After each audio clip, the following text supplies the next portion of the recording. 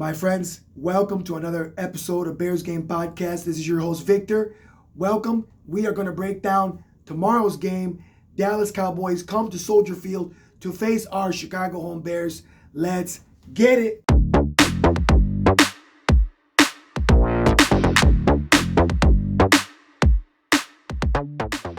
My good friends, are you ready? Are you ready for this? Let's go into it. So, friends, we have started off this season pretty dismal. We are 0-2, dropped an easy game, a winnable game, I meant to say, against the Vikings, and just got completely embarrassed by the Detroit Lions. Again, take nothing away from Detroit Lions. They are a very good team, a very good offense. It's not about how they lost. It's they dropped a 52 on us. 52. If you read the comments on some of these things, I've had people, there's guys on the Bears defense that are so upset.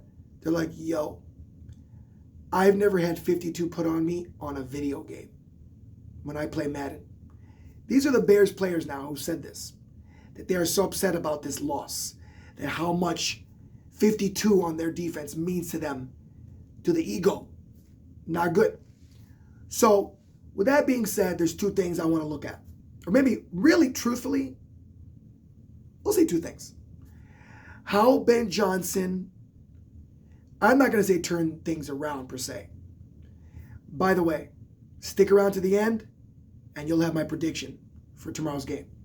So, my true feeling is I want to see what Ben Johnson does after this embarrassing loss. How he calls the game. But what I'm really focused on, because the defense is, with injuries and the way this team has been drafted by Ryan Poles, I already made a video about that. I want to go on ranting and raving, negative Nancy today. I just want to be kind of matter of fact of what's going to go on. I am watching right now Caleb Williams like a hawk. Because now this is game 3, year 2. And my friends, we don't want to look up Mitch Trubisky's stats compared to this guy's. His second year, he kicked ass. His second year, Trubisky, with the team he had. Now, granted, he had around him a very good, extremely good Super Bowl caliber defense. The offensive line, he would always say, do you guys remember this on the podium? Thank you for keeping my pocket clean, keeping me safe, keeping me out of harm's way. He had said this many times. The O-line gave this man a lot of time. The following year, injuries riddled in the offensive line, that crumbled. He had no time, which is why they brought in Nick Foles. Nick Foles said it literally. Do you guys remember these things? Nick Foles says, I have no time. He said these words. Now, this year, the O-line seems to be, there's issues on the left tackle. This is it's a unanimous, universally known problem across the league that everyone knows about us. We have a left tackle problem. So where do you think we're going to attack our opponents? Our defense. Detroit saw our weaknesses. They saw exposed. That word I like to use a lot. Exposed.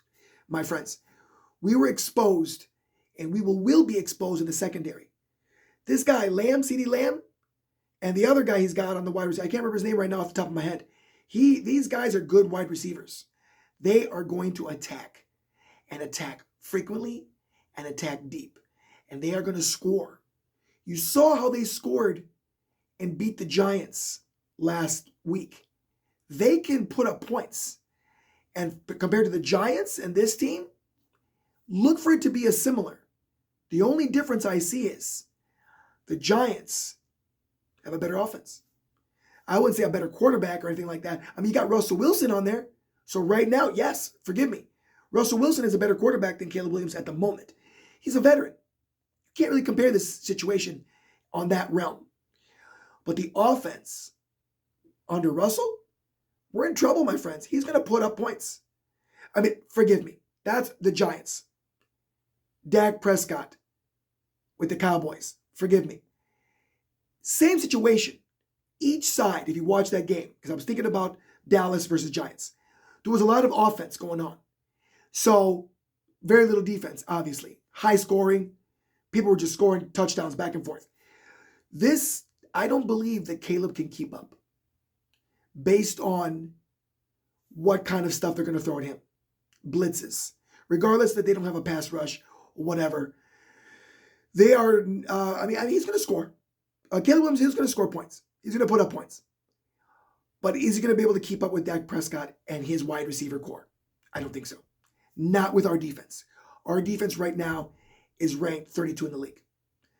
All the stats are in the bottom of the barrel. Not, I would say the bottom, no. 32, 28, pass rush is bad.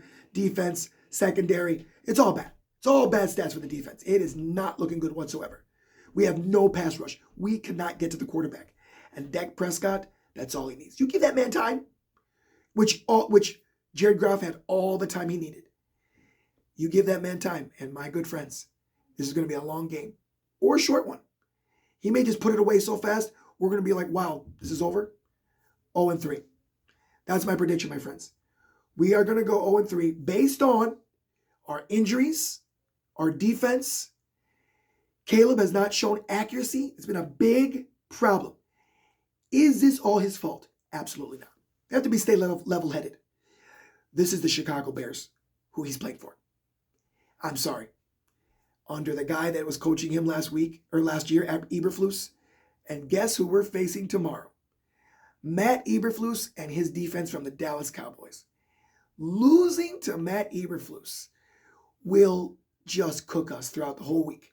We're going to get just sauteed, flambéed, microwaved, deep fried, charbroiled, everything. The whole 9 yards. If we lose to Eberflus. If Caleb Williams is not accurate or just incremental improvements, it will be great. But if we see a repeat of last week of something similar to the same thing in accuracy issues, my friends, it's not looking good for this guy. I give grace to all the quarterbacks coming out of here. Because for me to judge a quarterback, I'm going to just be plain Jane about it. When I see a great defense, a good O-line, good weapons around, and a quarterback that just can't handle it, that's one story.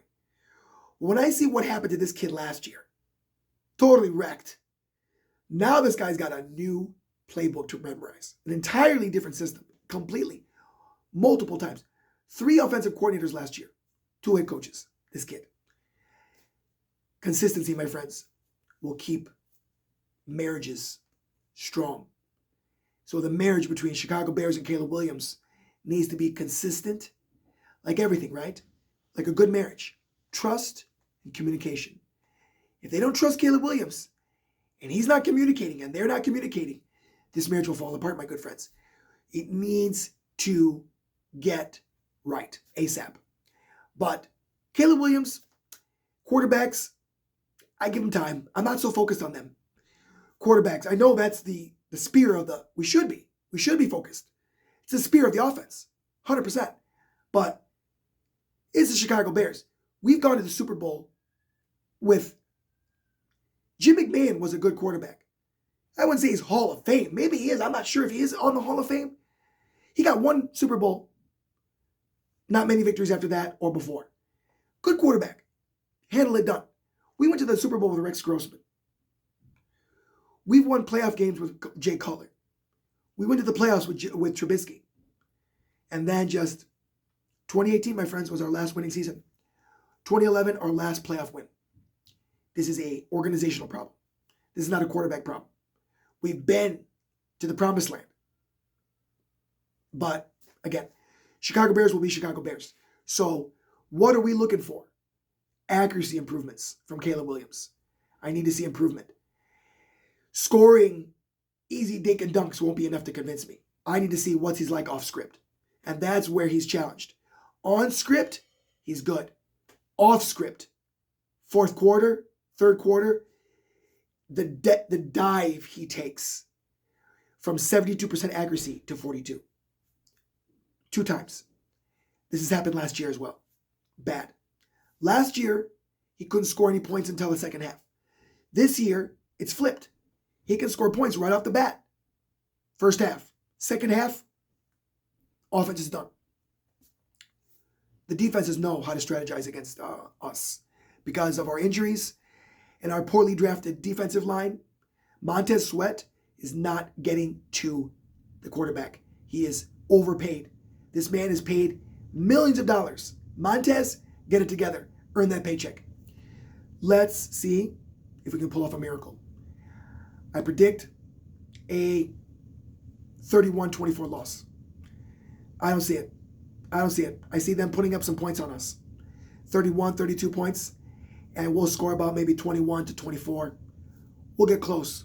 No cigar. I don't feel they can keep up with Dak and his offense compared to ours. We have the weapons to be able to. But can Caleb get in the zone? He has. If he doesn't get in the zone tomorrow, and literally the only way they're going to win this game is outscoring them. Period. They don't outscore them, we lose this game. My friends, you guys have a wonderful rest of your Saturday. God bless. Be good. And remember, there's a lot more to life than football. You guys take care of yourself, and we'll see you tomorrow. I will definitely be dropping some shorts during the game because you guys seem to like them. A lot of views, a lot of interaction with the people, with the fans. So I'll be doing that tomorrow. You guys take care of yourselves. Be good. God bless. Bye-bye.